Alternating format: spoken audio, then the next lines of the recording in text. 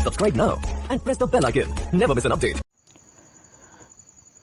नमस्कार मित्रों, आज हम पढ़ेंगे आपकी संस्कृत शिक्षण विद्या जो आपके रीट के लिए और सीटेट के लिए ज़रूरी है, जिसमें आपके रीट में आपके 15 क्वेश्चन इसके आएंगे, यानी शिक्षण विद्या के जो संस्कृत की हैं, और सीटेट में भी इसके आपके 15 क्वेश्चन आने की संभावना रहती है। लगभग आपके 15 या 14 या 13 लगभग क्वेश्चन आते हैं आपके संस्कृत शिक्षण विद्या से। तो आज हम ये आपके स्टार्ट करेंगे। पहला है आपके भाषा शिक्षण के कौशल। तो आपको पता है कि भाषा शिक्षण के 4 कौशल होते हैं, जिन्हें हम सुनना, बोलना, पढ़ना और लिखना ये हिंदी में कहते हैं, और संस्कृत में इन्हें श्रवण कौशल, भाषण कौशल, पठन कौशल और लेखन कौशल।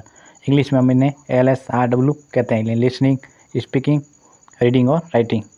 और इसका एक सूत्र है जिसे आप सुबोपली कह सकते हैं। इनका ये क्रम होगा, यानी सुबो यानी सु यानी सुनना, बो यानी बोलना, पली यानी लिखना, प यानी लिखना और ली यानी लिखना और पे यानी पढ़ना। लेकिन हमारे एक मान जो मनोवैज्ञानिक हुए मारिया मोंटेसरी, उनके अनुसार जो ये लिखना है वो आपके पहले आएगा और पढ़ना बाद में आएगा। अर्थात इनका ये सीधा शॉर्टकट सूत्र हो जाएगा आपके सुबो लीप, यानी इसका उल्टा हो जाएगा, जिसे हम LSWR कहते हैं। ये एक मारिया मोंटेसरी कहते हैं कि लिखना हमें पहले सीखना चाहिए और पढ़ना बाद में, और बाकी जो साधारणतः है उपयोग लिया जाए जिसमें आपको पढ़ना पहले और लिखना बाद में, इनका ये क्रम होता है। यहाँ श्रवण और पठन कौशल आपकी उद्देश्य ग्रहण है, यानी श्रवण और पढ़ने से हम, यानी सुनना और पढ़ना, इनसे हम ग्रहण करते हैं, और भाषण और लेखन से हम अपनी अभिव्यक्ति, यानी हम उसको मतलब अभिव्यक्ति करते हैं, यह उसको बताते हैं, जैसे हम लिखना या बोलना, ये सब अभिव्यक्ति का माध्यम है। पहला है आपकी श्रवण कौशल। श्रवण कौशल के द्वारा किसी ज्ञान को सुनना होता है। इस कौशल के द्वारा किसी ज्ञान को कानों के द्वारा सुनने के साथ ही अर्थ ग्रहण करना ही श्रवण कौशल होता है। सिंपल सुनने से भी कुछ नहीं होगा, जो हम सुन रहे हैं उसको हम अर्थ ग्रहण, यानी अपने दिमाग में उसको मतलब यूज ले लेते हैं या उसका उपयोग कर लेते हैं, यानी उसको जान लेते हैं। अर्थ ग्रहण का मतलब है उसको जानना।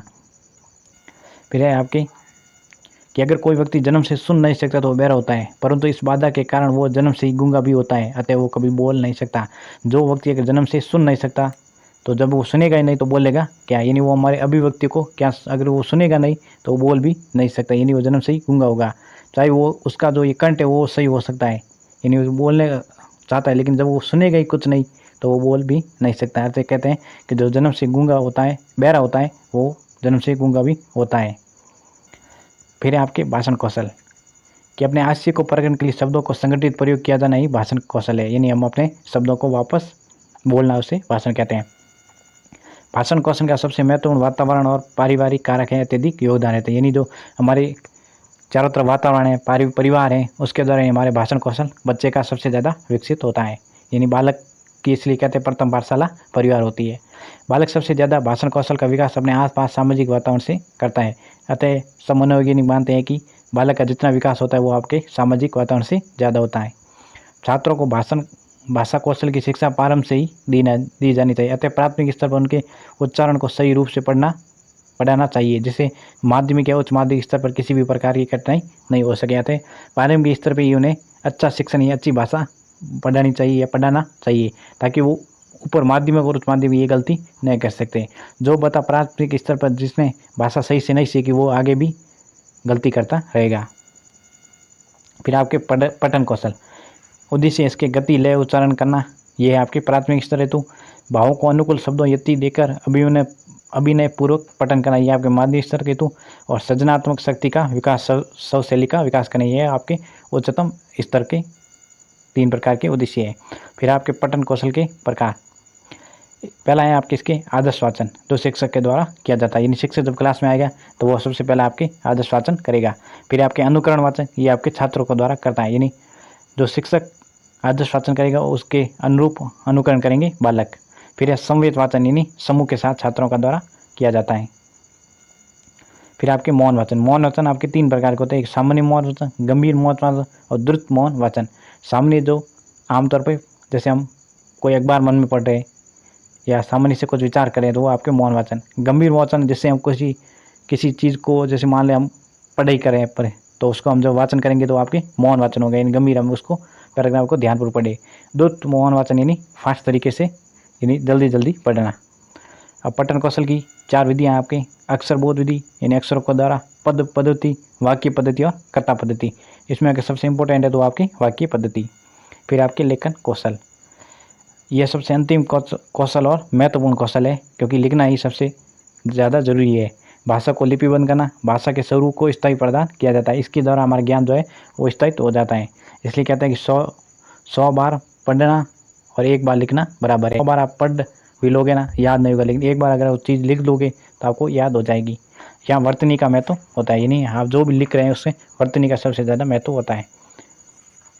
इसके उद्देश्य क्या है कि अक्सर शब्द वाक्य के स्वरूप का ज्ञान, भावों को लिपिबद्ध करना और पढ़े हुए विषय को लिखित रूप में अभिव्यक्त करना, यानी लिखना ही मेन इसका उद्देश्य है। अब लेखन कौशल की विधियाँ हैं आपकी। दुष्ट लेखन विधि या जैक टाक पद्धति। शिक्षक द्वारा लिखे गए शब्दों का अनुकरण करके छात्र लिखता है। ये प्राथमिक स्तर हेतु होता है। जैसे मान लीजिए प्राथमिक स्तर पर शिक्षक जो भी श्यामपट्ट में लिखेगा, छात्र उसका अनुकरण करके लिखेंगे। श्रुत लेखन यानी सुनकर लिखना, छात्रों द्वारा सुनकर लिखना, प्राथमिक और माध्यमिक स्तर हेतु। फिर आपके संस्कृत शिक्षण विधियाँ। संस्कृत की जो इम्पोर्टेंट विधियाँ है उसके बारे में यहाँ से क्वेश्चन लगभग आपके 3 या 4 क्वेश्चन आने की संभावना रहती है। इसे हम 2 भागों में विभाजित कर सकते हैं। एक परंपरागत शिक्षण विधियाँ जो पुराने चलती आ रही है, एक है आधुनिक शिक्षण विधियाँ जो नवीन अभी चल रही है। परंपरागत में आपके पहली पाठशाला विधि, भंडारकर विधि और पाठ्य पुस्तक विधि। और आधुनिक में आपके प्रत्यक्ष विधि, निर्वाध विधि और मात्र विधि। ये भी आपके कई बार क्वेश्चन पूछा गया है। फिर है सेकंड मौखिक विधि, समन्वय विधि या संयुक्त विधि, नियोजन अध्ययन विधि और आगमन विधि और निगमन विधि। इनके बारे में हम एक एक चीज़ के बारे में डिस्कस करेंगे। ये सेम की सेम शिक्षण विधि आपकी हिंदी में भी लागू होती है। पहली है आपके परंपरागत शिक्षण विधि, जिसमें आपके पाठशाला विधि, जिसे हम पंडित विधि या गुरुकुल विधि कहते हैं, जो पुराने समय से चली आ रही है।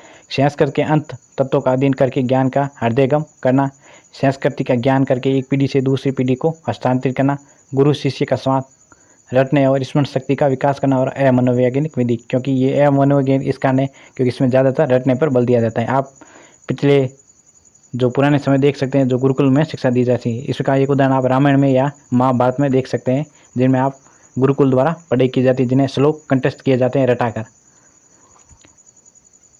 फिर आपके भंडारकर विधि या व्याकरण अनुवाद विधि, इसके प्रवर्तक है आपके रामकृष्ण गोपाल भंडारकर। समर्थक है आपके गोपाल भंडारकर आपटे, इनके हैं समर्थक हैं। हमेशा ये प्रवर्तक आप जरूर ध्यान रखने की प्रश्न कई बार पूछा गया है। चैनल में अगर आप नए हैं तो सब्सक्राइब जरूर करें, लाइक करें, और अगर कोई समस्या है तो आप कमेंट बॉक्स में लिखें, और इसका जो PDF है आपको अवेलेबल हो जाएगा आपके डिस्कशन में, लिंक में। फिर अगली ये आपके भंडारकर विधि, रामकृष्ण गोपाल भंडारकर के पाश्चात्य पद्धति को अपनाकर इस विधि को प्रवर्तन किया। पाश्चात्य यानी पश्चिमी देशों की इस विधि को अपनाया था। व्याकरण पर बल देने के कारण इसे व्याकरण अनुवाद विधि कहते हैं। इसमें सबसे ज़्यादा आपके व्याकरण पे बल दिया गया है। छात्रों को केवल व्याकरण और अनुवाद की प्रक्रिया सिखा दो, विस्तृत संस्कृत साहित्य का अध्ययन वे स्वयं कर लेंगे। भंडारकर की 2 पुस्तकें आपकी मार्गो पदेशिका और संस्कृत मदिरांत परिशिका, ये इनकी 2 पुस्तकें हैं। भंडारकर विधि में शिक्षण के सोपान, 4 इसके सोपान है। क्रमवाही कई बार पूछा जाता है कि इनके 4 सोपान कौन कौन से हैं।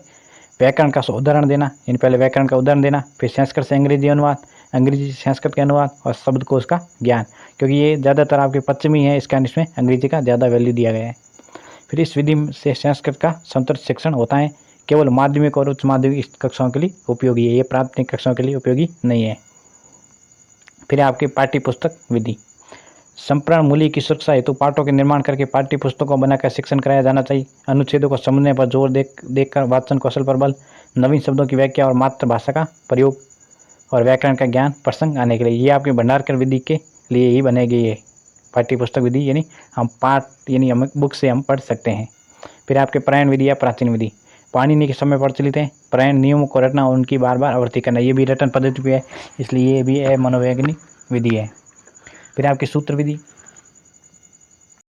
इसके बाद है आपकी सूत्र विधि, ये प्राचीन विधि है, पंडित विधि है, और इसके व्याकरण को नियमों को सूत्र के माध्यम से बताया जाता है, यानी जो भी व्याकरण के नियम वो एक छोटे से सूत्र के अनुसार बताए जाते हैं।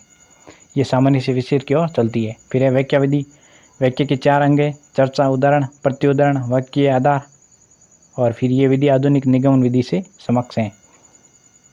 फिर है अव्यकृत विधि या भाषा सहसर्ग विधि, भाषा के साथ साथ व्याकरण का भी ज्ञान दिया जाना चाहिए, इस विधि में अभ्यास पर बल दिया जाता है। फिर आपके आधुनिक शिक्षण विधियाँ, इसको आप प्रत्यक्ष विधि, निर्वाध विधि और मात्र विधि पद्धति भी कह सकते हैं। इसके ये 2 अन्य नाम है, मात्र विधि और निर्वाध विधि। प्रवर्तक हैं आपके इसके प्रोफेसर VP वकील महोदय, और समर्थक है आप जैसपरन गेटे, और विधि आपके वामन सिमराव आपटे। इनका कहना है कि भाषा का ज्ञान स्वरूप स्वाभाविक होता है, अतः भाषा का ज्ञान उसी भाषा में किया जाना चाहिए। इस विधि में शिक्षण मातृभाषा का पूर्णतः बहिष्कार किया गया। इन्होंने मातृभाषा का पूर्णतः बहिष्कार किया, फिर भी इसे मातृ पद्धति कहते हैं। अंततः यह एक भाषा से दूसरी भाषा में अनुवाद करना निषेध माना गया है। छात्र संस्कृत में ही पढ़े, संस्कृत में ही वार्तालाप करें और संस्कृत में ही लिखें, यानी जो भी आप जिस भाषा को बोल रहे हैं उसी भाषा में ही करें। एक तौर पर ये जो शिक्षण है वो आपकी मातृभाषा में बहिष्कार भी करती है, लेकिन दूसरी तरफ ये जिस विषय में आप पढ़ना चाहते हैं उसी में ही आप पढ़ें, वार्तालाप करें और संस्कृत में ही लिखें। ये विधि अंग्रेजी भाषा के लिए सबसे ज़्यादा सफल हुई, क्योंकि अंग्रेजी भाषा विश्लेषणात्मक है जबकि संस्कृत का एक संश्लेषणात्मक है। यानी अंग्रेजी भाषा एक रूप में जुड़ी हुई है जबकि संस्कृत के कई भाग होते हैं। उसके बाद है आपके मौखिक विधि। यदि प्रत्यक्ष विधि में व्याख्या हेतु मातृभाषा का प्रयोग किया जाए तो इसे मौखिक विधि कहते हैं। अगर प्रत्यक्ष विधि में आपके मातृभाषा का प्रयोग करके हम इसे मौखिक विधि बना सकते हैं। फिर आपके संयुक्त विधि या समन्वय विधि। वोक्यल की नवीन विधि, आपटे की मनोवैज्ञानिक विधि का ये मिश्रण रूप है। जो ऊपर आपके नवीन विधि है उनका ये दोनों का मिश्रण रूप है। फिर है आपके संरचनात्मक उपागम। इस उपागम में वाक्य की संरचना पर ऊपर बल दिया जाता है। वाक्य की रचना के दौरान ही व्याकरण और शब्दों का ज्ञान प्रस्तुत किया जाता है, अतः ये विधि प्रत्यक्ष विधि को सफल बनाने के लिए होती है। फिर आपके नियोजन अध्ययन विधि। यहाँ से एक बार सवाल पूछा गया है, नियोजन विधि। नियोजन अध्ययन विधि में पाठ के खंडों को विभाजित करके पढ़ाया जाता है। जिस प्रकार हम लेसन देते हैं उसके पर उस तरह पढ़ाया जाता है। ये सामान्यतः पाठों को 6 खंडों में विभाजित करते हैं। ये प्रस्तावना प्रस्तुतिकरण के बाद अनेक प्रश्न बनाकर उत्तर भी प्रस्तुत किए जा रहे हैं ताकि छात्र स्वयं मूल्यांकन कर सकते हैं।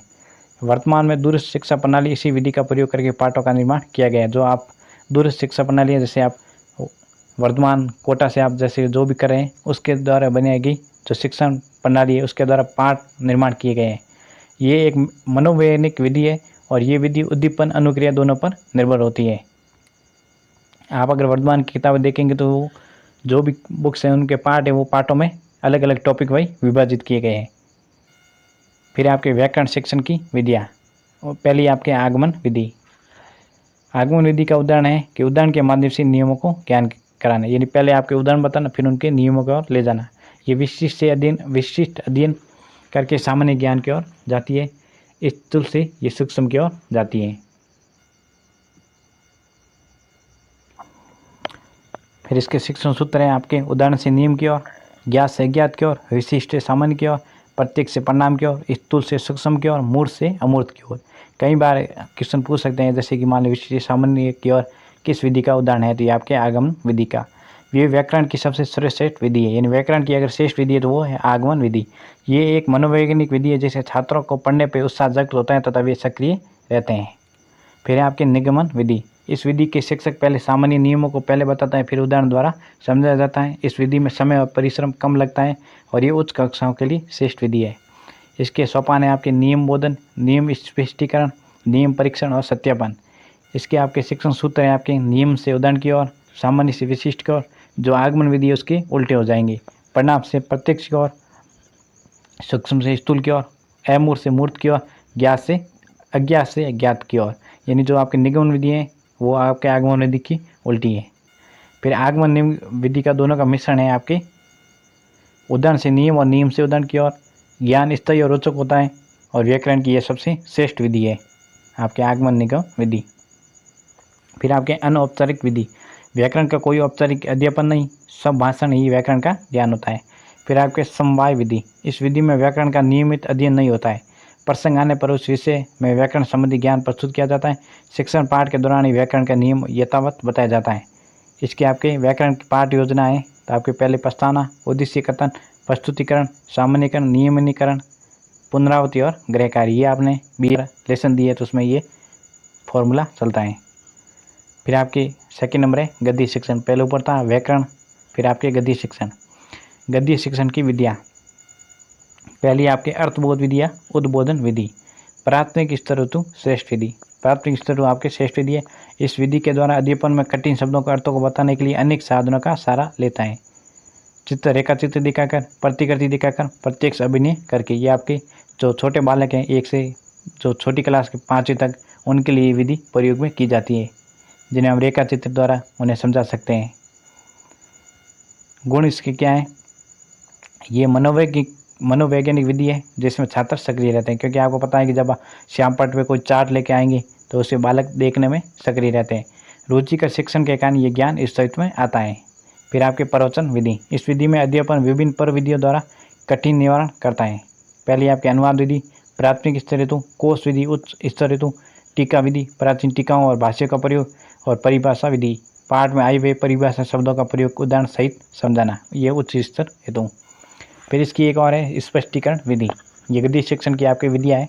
इस विधि में अध्यापक अनेक उपविधियों का सहारा लेकर पाठ में आए हुए पदों का स्पष्ट करता है, जैसे इसकी विभूति यानी उत्पत्ति के अनुसार, वाक्य प्रयोग द्वारा, तुलना द्वारा और उदाहरण द्वारा। फिर आपके प्रश्नोत्तर विधियाँ, संवाद विधियाँ, सुकाराती विधि, यानी प्रश्नों के द्वारा वार्तालाप करना या समझाना। इस विधि पद्धति में शिक्षक विविध प्रश्नों के माध्यम से छात्रों को उत्तर प्राप्त करके पाठ का प्रवाह को आगे बढ़ाता है, यानी वो बीच बीच में प्रश्न पूछ के बालकों का उत्साह जागृत करता है। इस विधि में प्रवक्ता आपके सुकारात माने जाते हैं, अतः इसे सुकारात विधि भी कहते हैं, यानी सुकारात ने भी प्रश्नों के द्वारा अपना संवाद लिखा नहीं मतलब उन्होंने बताया।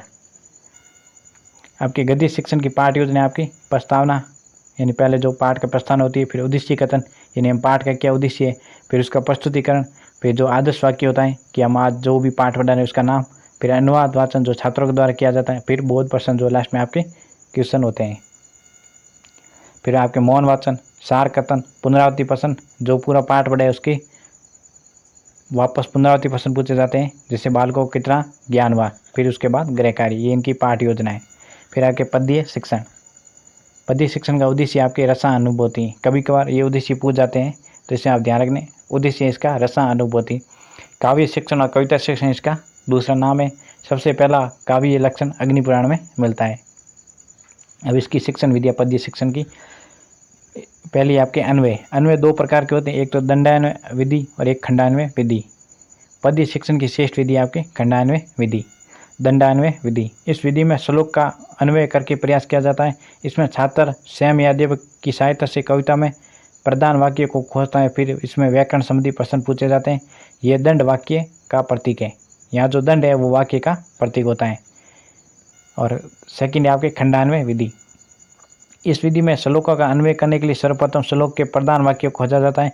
ये यहाँ प्रश्न व्याकरण पर आधारित नहीं होकर श्लोक विषय पर आधारित होता है। इस कारण इसे पद्य शिक्षण की सर्वश्रेष्ठ विधि कहते हैं, क्योंकि श्लोक आप जो पाठ में आई हुई उनके बारे में बताया जाता है।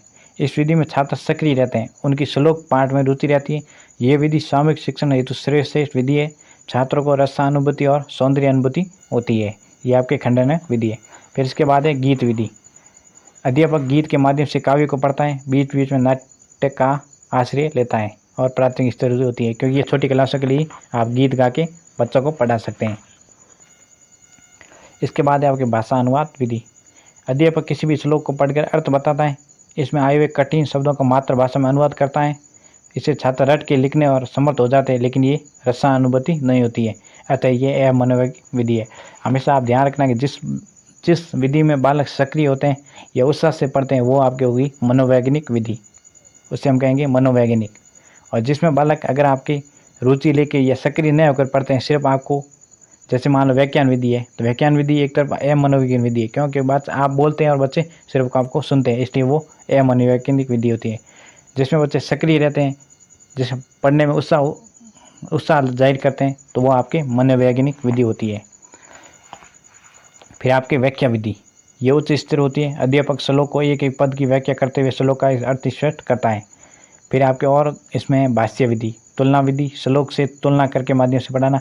टीका विधि, विभिन्न टीकाओं जो पुराने समय में होती है किताबों में, व्याकरण का भावात्मक ज्ञान करवाता है। और पद्य शिक्षण की आपकी पाठ योजना है।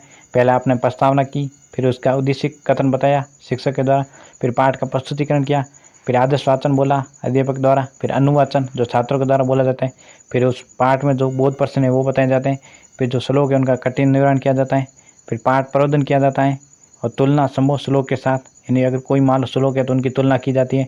फिर शेष और वाचन या संवेद वाचन किया जाता है जो बालकों के द्वारा किया जाता है, और फिर उसके बाद पुनरावृत्ति प्रश्न और गृह कार्य। ये आपके पद्य शिक्षण की पाठ योजना है। ये इस प्रकार आपकी संस्कृत में जो शिक्षण विधियाँ होती हैं उनके बारे में आज हमने चर्चा की। नेक्स्ट वीडियो में जो आपकी बाकी और कुछ शिक्षण विधियाँ या जो संस्कृत के लिए उपयोगी हो रहेगी जो अगली वीडियो में आपको प्रोवाइड कराई जाएगी।